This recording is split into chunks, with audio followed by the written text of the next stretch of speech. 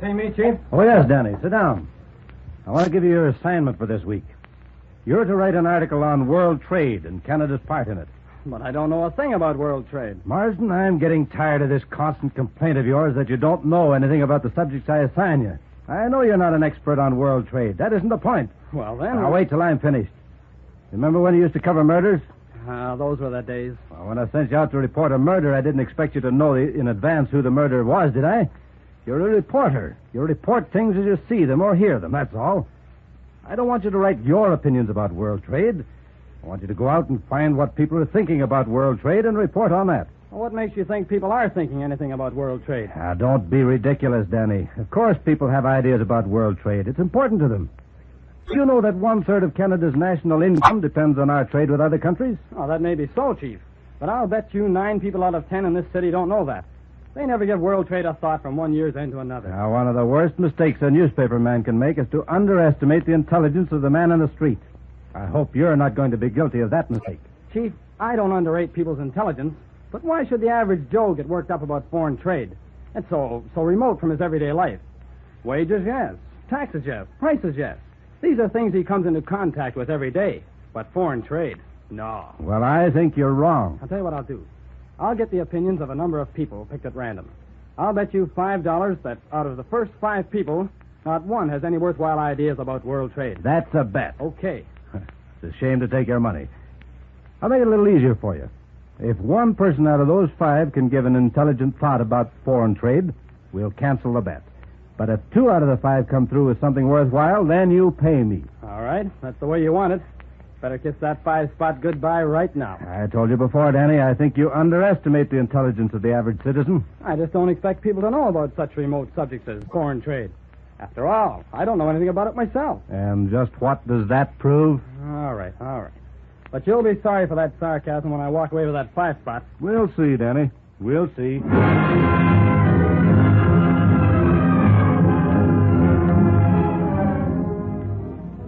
It's none of my business, Danny, but it seems to me you've made a pretty rash bet. No, nonsense. For this assignment, Nellie, we're going to use an absolutely new and different technique.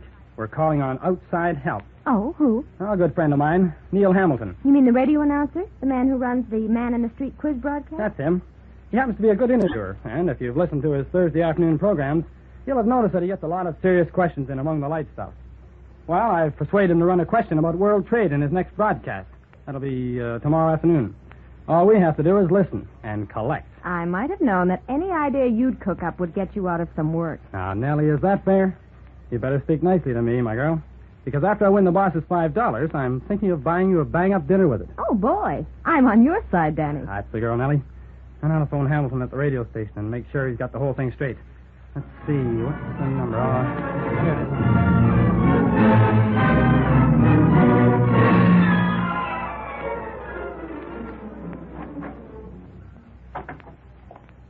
There you are, Danny. I was just... Say, what's the idea? Don't get hot under the collar, Chief. This will only take a few minutes. Now, look here, Marsden. I've got work to do. I don't want you cluttering up my desk with portable radios in the middle of a busy Thursday afternoon. I'm not interested in what's happened to John's other uncle by a former marriage. It's all right, Chief. Relax. Nellie, hang that aerial over the coat hanger, will you? Now, you better get your 5 spot ready, Chief. You'll be handing it over to me in about 10 minutes from now. Now, this is another of your crackpot ideas. No, it isn't, honestly. You're going to listen to Neil Hamilton's Man on the Street broadcast. Oh. Well, it could do worse, I suppose. It's an excellent program. But I don't see what it has to do with our bet. Well, you will. Here it is now. And here we are once again on the main street of Mid-City, about to stop unsuspecting strangers and give them a chance to win a cash prize by answering a few simple questions. Oh, here's the gentleman approaching right now. George, would you ask that gentleman if he'd mind stepping over to the microphone? As you know, audience, we give each contestant a chance at 3 questions, and the prize money doubles each time. $2 for getting the first question right, $4 for the second, $8 for the third question. And today we've a special question that we're going to ring in on every contestant. Now, here he is, our first contestant. How do you do, sir? How do you do? Not nervous, are you? Just a little. Well, just a little, eh? Well, sir, I don't think you'll be nervous anymore after you win $2 by answering today's first quiz question. And I'm sure you'll win that 2 spot because it's a very easy question. Here it is. How many loaves of bread are there in a baker's dozen? 13. 13 is right. And now you can win $4 on this second question, and it's rather an unusual one. Listen carefully to this one. What does world trade mean to you as a Canadian? World trade? That's right. Well, it means quite a bit. I understand that a third of our national income comes from world trade. Chief, you've been briefing these contestants. I work at a textile plant. We make woolen goods. A lot of our stuff is exported. Say, that's interesting. I understand that Canadian-made textiles are becoming world famous for quality. Yes, they are. We send our stuff to a lot of different countries. We couldn't hope to sell it all in Canada. Not enough of population here. Foreign trade helps pay my salary. That's why I think it's important. Well, I'd say you'd certainly earned your $4 for answering that question, sir. And now I'll give you an easy one for number 3. What is a gerund? That's spelled G-E-R-U-N-D. Is it a make of automobile, a part of speech, or a female giraffe? A part of speech. Absolutely right. And here's your $8. Congratulations, sir. And now I see that George has our next contestant already lined up here. Now we're even Steven, Danny. Okay, don't rub it Right in. this way, madam. Will you speak into the microphone, please? All set for the first question? I think so. Now, don't be nervous. It's an easy one. By the way, are you married? Yes, I am. You keep house? Yes, I do. Well, then you should be able to get this question without any trouble at all. What is the difference between cane sugar and beet sugar? Why, as far as I've been able to tell, there isn't any difference. And you are so right. Chemical analysis can't distinguish one from the other. Sugar is sugar, whether it comes from a cane or a beet. That's $2 you've won. And now here's the $4 question. All set for it? What does world trade mean to you as a Canadian? I'd say it means a whole lot. Oh, no. Would you like to elaborate on that one? Well, look at all the things I use every day that have to be imported from other countries. Coffee and tea and oranges and grapefruit, the rubber for the tires on my husband's car. Well, hundreds of different things. It stands to reason we can't get those things without sending something to those countries in exchange. Isn't that where our surplus wheat goes and our minerals and a lot of manufactured goods? Then, making the things we send to other countries gives jobs to a lot of Canadians. And some of those Canadians spend part of their paychecks in my husband's dry cleaning plant. I guess foreign trade is pretty important to me, to all of us. You're absolutely right, madam. And you've won yourself $4. And now here's the $8 question. Listen carefully. Yes, sir. And having answered that first question correctly, you'll want to go on to the second. What is, what does world trade mean to you as a Canadian? It would mean a lot if I were a Canadian, but I'm an Englishman on a business trip to this country. Foreign trade, as you probably know, is absolutely vital to Britain. We want to sell everything we possibly can to you Canadians, although we know, of course, that we'll have to buy things from you in return. World trade isn't quite so much a life and death matter to you people over here, but it's still pretty important. Very important, in fact. And one thing you'll have to watch is that you don't start to price yourselves out of the market. You've got a wonderful standard of living here, but you have to remember when you're trying to sell things abroad that other countries have lower standards and can't afford high prices. If it costs too much for you to manufacture your goods, your selling price will have to be too high and you won't find any buyers.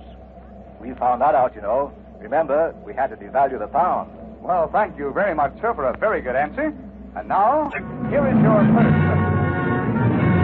And now, sir, for your second question. What does world trade mean to you as a Canadian? Plenty, believe me. I happen to be on the National Affairs Committee of the Mid-City Chamber of Commerce, and we've looked into this foreign trade question pretty thoroughly. Half of the manufacturing plants in mid-cities send their products to other countries. Foreign trade isn't as simple as trading within the borders of your own country. You run into a lot of problems. For one thing, there's the currency problem. Would you tell us just a little bit more about that? Well, as Sir Stafford Cripps pointed out some time ago, 2/3 of what Britain is buying in Canada is being paid for by credits or by martial aid dollars. That condition can't go on forever. Through import and export restrictions and foreign exchange controls, the government is showing a tendency towards intrusion into private business relations. This aggravates problems of international trade. We in the Chamber of Commerce believe the businessman should be consulted more about foreign trade problems. After all, he's the one who does the trading. His knowledge and experience should be worth quite a bit. Well, that sounds very reasonable, sir, and you've certainly given us an informative answer. You've really earned your prize. And now here is your third and final question for $8. And now for your second question, sir. What does world trade mean to you as a Canadian? It means my livelihood, that's all. You see, I run a tourist camp. Over 85% of my customers are Americans. If they didn't come to Canada, I'd be out of luck, wouldn't I? Well, do you mean by that tourist business is a form of international trade? Well, sure it is. We Canadians have our scenery, our fishing and hunting, and other tourist attractions. They're natural resources, just as minerals and forests are. Tourists spend a lot of money here when they come to enjoy them. We sure need American dollars in this country, and we get a lot of them through the tourist trade. And with those American dollars, we can buy the goods we need from the United States that aren't manufactured here. Yes, sir, the tourist trade is foreign trade, all right, and it's mighty important to all of us, but especially to guys like me who make their living directly from it. Well, thank you very much, sir. And now here's your third question. $8 if Turn it you off, give the Nelly. correct answer. Well, Mr. Marsden. All right, here you are. Don't spend it all at once. Now, don't feel too badly, Danny. You're not the first man to underestimate the intelligence of the Canadian public. Well, I guess I'll have to admit I pulled a boner on this deal, Chief. It should be a good lesson to you not to gamble. Yes. And how about that bang-up dinner you were going to buy me? If I won, I said. What you said was when you won. This should be a good lesson to you not to be so cocksure of yourself. Well, you two quit picking on me. I'm leaving. Where are you going, Danny? I'm going to the library to do a little reading. Find out something about Canada's foreign trade. I think it's time I caught up with my fellow Canadians. They all seem to be way ahead of me on that subject.